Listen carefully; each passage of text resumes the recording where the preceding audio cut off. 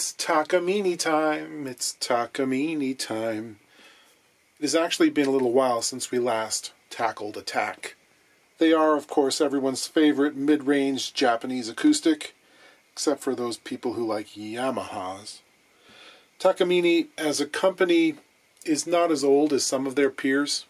The business was started in the late 1950s. In the early 60s, they took on the name Takamine.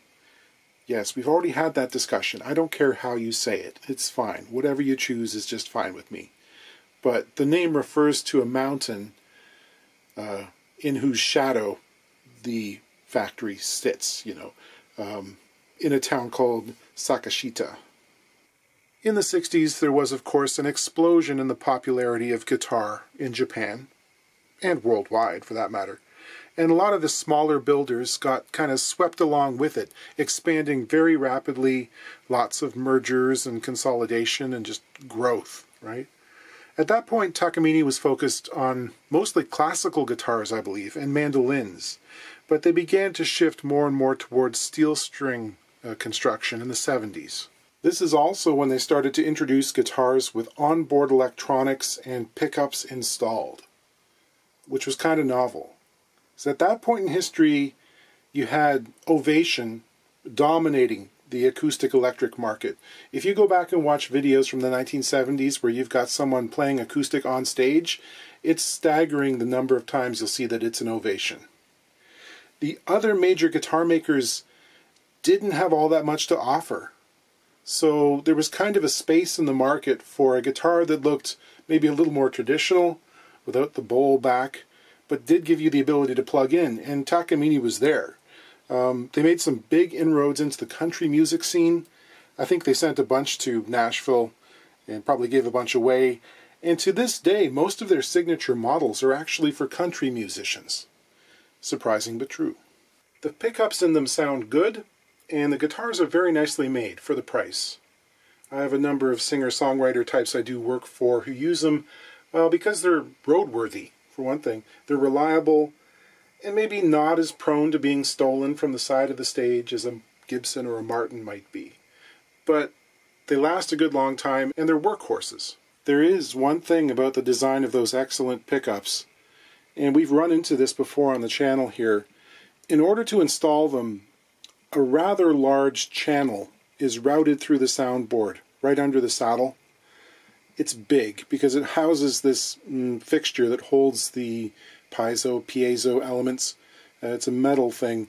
And it's right in line with the dividing point at which the soundboard wants to either hump up or dip down. So it's not uncommon for these to develop a pretty big hump behind the bridge. The design sort of increases the likelihood of that happening. Here's a shot of the interior with the pickup in place. You can see that it extends quite far below the bridge pad. And yeah, it's a fairly solid, fairly imposing piece of metal.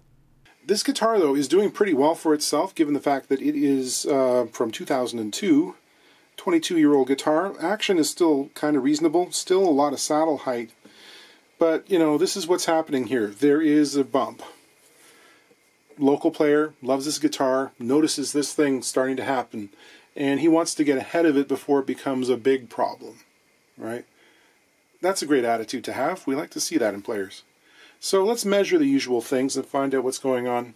Okay, checking the action. We've got about 6.5 64ths on the bass side, and about 6 on the treble, which is not outrageous. It's getting up there. I think I'd like it to come down somewhat, but it's still playable. Okay, I'm going to check the neck relief. I've got a capo on the 1st fret. I'm going to hold down the low E string at the body joint and, using a feeler gauge, measure around the 6th and 7th fret. And this is a very straight neck. I can just get my 3/1000ths feeler gauge in there, which is okay. It's playing very cleanly right now. However, when we reduce the action height, we might actually have to adjust the truss rod and introduce a little bit more clearance in there. Otherwise, we might get some buzzing, but that remains to be seen. Because the neck is so straight, we can't expect anything out of adjusting the truss rod in terms of action height. Just not enough there. There is some room for the saddles to come down. But the owner's initial suggestion is that perhaps a bridge doctor will work, which is an idea I like, because I've never put one in a Takamine before. This is going to be a new adventure. And it's also the first time I'm going to be trying out an off-brand version of the bridge doctor. You've seen me use the official JLD unit a number of times in these videos. I like it. The thing is, it's fairly expensive for what it is. And I don't really begrudge, the originator, his take on it, got to make money. But they tack on a cross-border shipping fee that is astronomically high for Canadians. It's like half the cost of the item. And, a couple of years ago I inquired about trade discounts, and it's not something they do. So it's always been kind of on the cusp of, is it worth it? And with recent inflation, it's getting more and more ridiculous. But I think the initial patent protection may have run out, because it looks like someone in Asia is making a copy and selling it on Amazon. Now, I could make these myself, of course, and I know other people who do. It might be an option. But I thought I'd try one, at least, If it's not as good, it can give me some insight into things that can go wrong when trying to reverse engineer. So I sent away, and this is what I got. Superficially, it looks very similar. It's made of some nice light material, which is what you want. Seems like white pine. And there are the familiar holes to adjust the setback, the distance between the screw and the prop that pushes up on the front side of the bridge. One thing I can see right off the bat is this plastic sleeve, which acts like a bushing for the rod. It's loose in there, which I don't think is a good thing. But fine, I can epoxy that in place. Shouldn't have to, but I can. The other thing is, it looks like on the front side, it's the wood that has been tapped for the set screw, and they actually give you a nice hefty Allen key to work it, rather than the plastic sleeve, which you'll find in the JLD. And, again, not a huge deal, but you better know how much to cut off the rod to make it work. Because I bet you run out of thread, and if you push too hard, you are likely to rip those threads right out of the pine. This is extremely soft wood, of course, and too much tension on that is going to just strip the threads. So what I'll likely do is go in with some thin super glue, saturate the wood in the area of the threads and try and firm it up. Which again, so seeing these things, it's not a product I would suggest for a first-timer or an amateur installer. I'm certain I can make it work, but not as it arrives. The other thing, no instructions at all. So if this is your first time trying to put one of these in, you're going to be baffled, and you could go pretty far wrong. So, you have to be willing to, I guess, go on the JLD site and look at their stuff. I mean, just consider the amount of wood there, this white pine which is threaded. Ouch. Yeah, so there's maybe like 5 millimeters worth of material there that's been threaded before the diameter of the hole increases. So, yeah, less than 1/4 of an inch. In a very soft material. So I'm going to saturate it up with super glue a couple of times. Okay, I'm going to re-tap those threads using the set screw.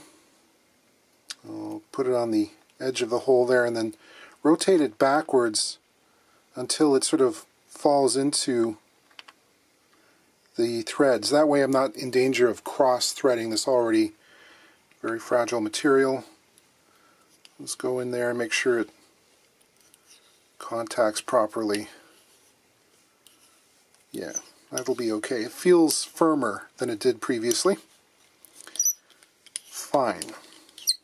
I'm going to remove it and epoxy this in place in the back. Okay, I'm going to start by scuffing this material slightly with a little back saw to give the epoxy something to key onto. Need just a little bit of 5-minute epoxy.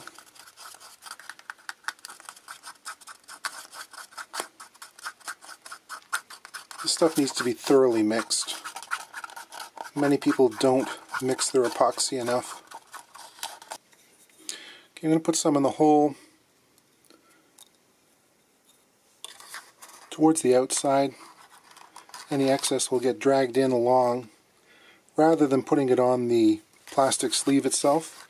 In that case, you insert it into the hole and a lot of the epoxy will probably end up being squeegeed off and end up on the outside of the block. Okay, I don't need vast amounts of this. And like that. I could also use my bulge indicator here. I'll set it about, what's that, about 3/8 of an inch behind the bridge. And it's about 50 thousandths on the dial. Let's take the string pressure off and see what happens.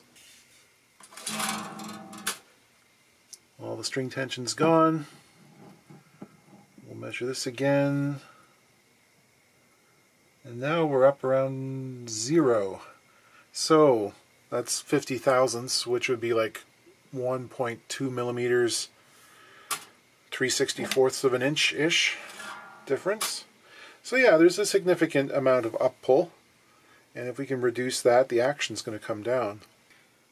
So I think we can use the back position hole here, which should come to a point just under the front edge of the bridge. I think we'll miss that metal enclosure. Okay, I've discovered something pretty important here, I think. This barrel here, and we'll call it the prop at the front edge, those are not in the same plane. There's maybe a 2 millimeter gap over here. So, got to think about that. If this contacts the underside of the bridge pad and there's a 2 millimeter gap on this side, how's it going to function at all? Like, you'd basically have to put a whole lot of pressure on the dowel, trying to skew it like this, like you're going to be pushing this thing forward. It seems like that's a waste of mechanical advantage. I think these things have to be in line, or maybe even, slightly undercut on the barrel side, so that this would have kind of a tipped forward attitude to begin with. Because it's not going to function if I put it in like that.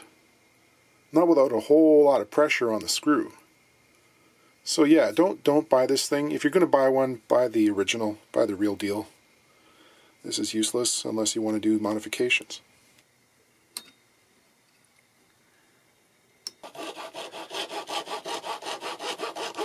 It's another instance where we're cutting it pretty close in terms of spacing, but it's better than some others I've dealt with. You've marked the position of the hole. I'm going to use a 1/4 inch brad point bit to start this off. I'm going to go in reverse. That scores a line around the margins there and prevents tear out. Now I can go in the usual fashion.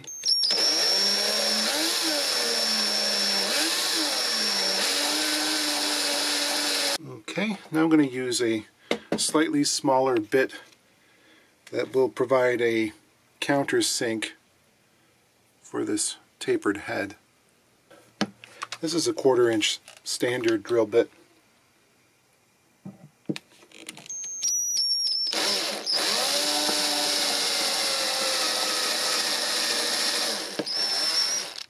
Okay, now I have to drill a through hole. And that should be just big enough to clear the outside of the threads here, which happen to be 134 thousandths-ish.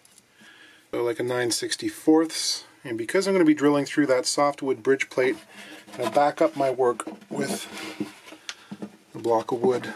I can sight through the bridge pin holes here and angle that so that it's got good support directly underneath where I'm drilling.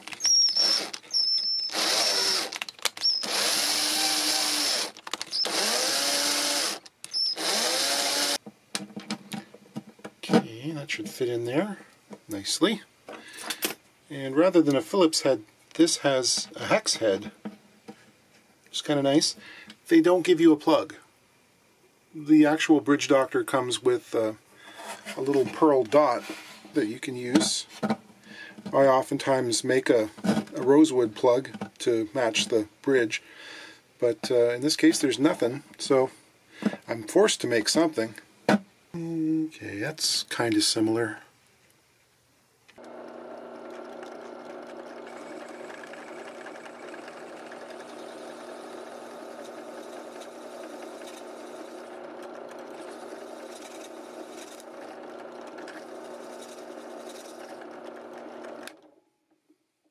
Get that in place, which could be tricky because of the wires in there.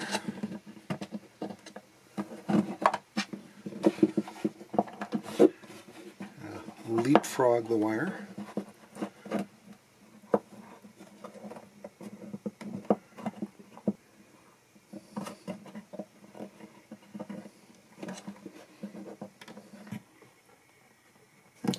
Okay, looks like there's going to be just enough clearance. Okay, the hex key provided is not a particularly good fit in the head of this screw. And I think I'm on the edge of stripping it out. And I got another turn and a half or so to go. Yeah, Imperial screw, metric wrench provided. Come on.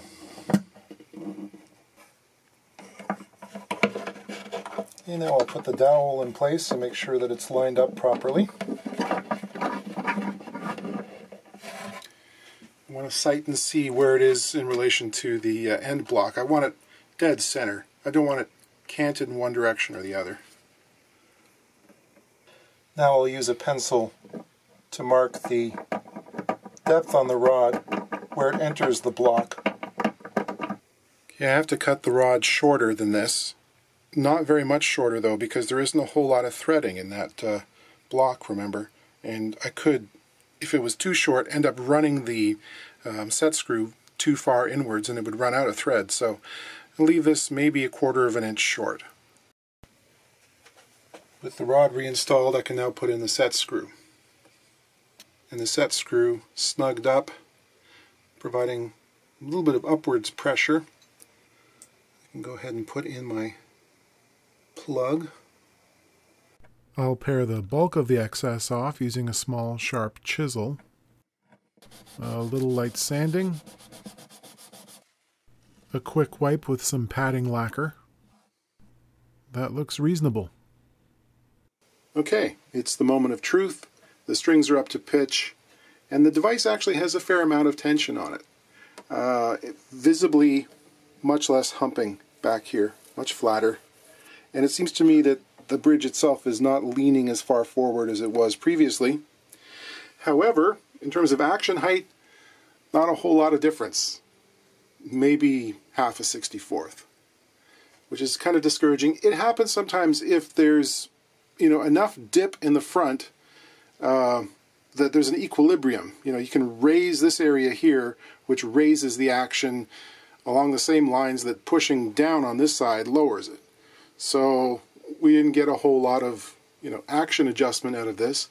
And again, this is not usually a replacement for a neck reset. Some people think it's a miracle device, but it addresses a certain set of problems that can affect the action, but not necessarily. So, like I said, there's still plenty of meat left on these saddles. This is a split saddle design. I'm going to take a 30-second off that and see if we can get slightly better action. In this model there are metal strips at the bottom of the saddle slots. I've marked off a line which I can sand either like this or with the sanding block vertical, which has the advantage of letting me see the line. Okay, there's something that should be mentioned because there are people who don't really understand this and wonder whether their guitar needs a bridge doctor. Flat top guitars, even though we call them that, are not, generally speaking, flat. Even older models, which started off fairly flat, in the factory were always designed to dome up slightly under string tension. If they don't do that, it's very likely the guitar sounds terrible because it's horribly overbraced. And modern designs, say anything made in the last 40 years or so, generally has a radius top. So the top is actually a portion of a sphere, or it starts off that way. String tension will do funny things to it as well. But you're always going to see a bit of a dome if you look at your guitar from the side. When we talk about the hump, it's a gross deforming. It gets big. It's more than, say, 2.5 millimeters from side to side. And you can obviously see that the bridge is tipping in the direction of the sound hole a lot. And there we go. Ended up with just over 5/64 on the bass side, 4.5 on the treble. Still saddle enough to play around with, and sounds good. I'm not sure if I'm going to have a video next week. There are a number of unfilmable projects I have to get completed. I also owe my Patreon folks a video. I don't specifically advertise a schedule for extra content on there. It just sort of happens when it happens, and sometimes I want it to happen. You know. The other thing is we got hit with some torrential rain last week. A once-in-a-century kind of storm that will probably happen every year from now on. There was some major flooding in the town next to us, and a lot of wet basements around here, including my own. First time that's ever happened. So I got a bit of cleanup to do and some repairs to my ancient stone foundation. Thankfully it didn't make its way into the shop area. But, you know, I need a couple of days also to rearrange my shop storage space, because this place is looking decrepit and it's getting really full of junk again. So I might film a little bit of that and upload it. I don't know. It's summertime. Some folks take vacation. I find myself doing a different kind of work. It's almost the same thing, right? So let's hear what this thing sounds like.